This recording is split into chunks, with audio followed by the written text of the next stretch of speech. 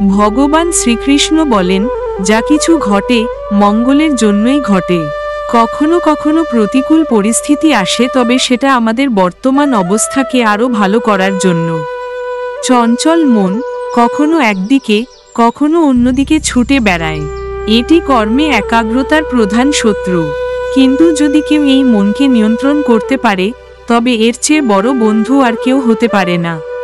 তাই মনকে একাগ্র করা আবশ্যক এবং এর জন্য সামান্য অনুশীলন ও প্রচেষ্টাই যথেষ্ট। তিনি বলেন, আমার কাছে কেউ আপন নয়, কেউ পর নয়, কেউ ধনী নয়, কেউ দরিদ্র নয়। আমার নিকট কেবল তারাই আপন, যারা আমাকে ভক্তি সহকারে স্মরণ করে। আমি কারো ভাগ্য নির্ধারণ করি না, প্রত্যেক ব্যক্তি নিজেই তার ভাগ্য রচনা করে। যেমন কর্ম তেমন ফল, যে যেমন কাজ করে সে তেমন ফল পায়। যদি ছাত্ররা মনোযোগ সহকারে পড়াশোনা করে, তবে তারা পরীক্ষায় সফল হবে। তাই প্রত্যেক ব্যক্তির ভাগ্য পরিবর্তিত হবে তখনই, যখন সে তার কর্তব্য যথাযথভাবে পালন করবে। শ্রীকৃষ্ণ বলেন, তুমি দেখবে একজন কৃষক যখন চাষ করে, সে যত্ন সহকারে তার ফসল রোপণ করে, প্রাণী ও পাখির হাত থেকে ফসল রক্ষা করে। কিন্তু সে সবচেয়ে বেশি যে বিষয়ে সতর্ক থাকে তা হল, ক্ষতিকর আগাছা যেন ক্ষেতের মধ্যে না জন্মায়, কারণ একটি মাত্র আগাছা পুরো ক্ষেতের ফসল নষ্ট করে দিতে পারে। একইভাবে পরিবারের কোনো সন্তান বিপথগামী হলে তা পুরো পরিবারকে ধ্বংসের দিকে ঠেলে দিতে পারে। তাই সন্তানদের সঠিকভাবে প্রতিপালন করা অত্যন্ত গুরুত্বপূর্ণ, কারণ তারা পরিবারের ভবিষ্যৎ গড়তে পারে অথবা তা ধ্বংসও করতে পারে। একজন মানুষকে সর্বদা পাপ থেকে দূরে থাকতে হবে।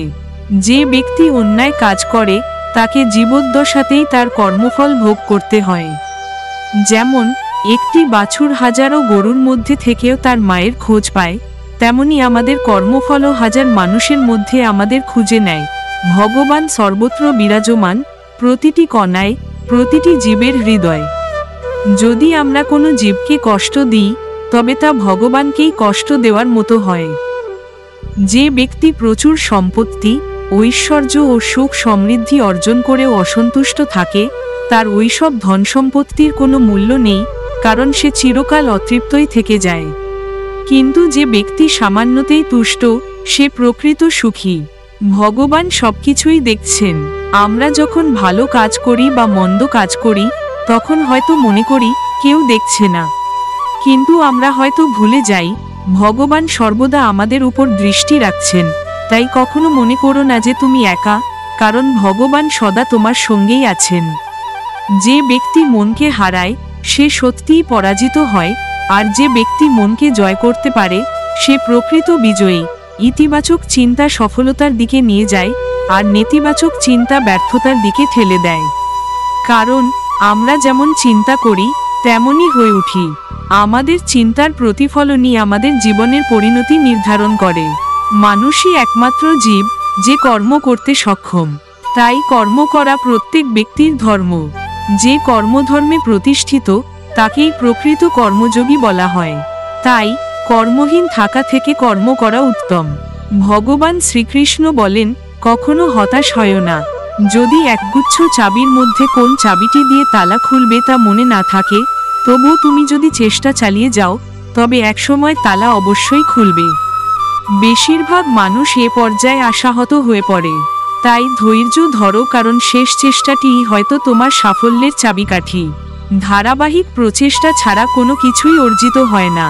যখন তোমার মন দুর্বল হয়ে পড়ে, তখন দ্বিগুণ উদ্যমে কাজে লেগে পড়ো, কারণ কঠোর পরিশ্রম, প্রচেষ্টা ও আশাই সফলতার মূল চাবিকাঠি। ভগবান বলেন, শরীরের সৌন্দর্যের চেয়ে আত্মার সৌন্দর্য অনেক বেশি গুরুত্বপূর্ণ। শরীর প্রকৃতিতে বিলীন হয়ে যাবে, কিন্তু আত্মা অবিনশ্বর। তাই আত্মার সৌন্দর্যের দিকে মনোযোগী হও, কারণ প্রকৃত সৌন্দর্য অন্তরের পবিত্রতায় নিহিত।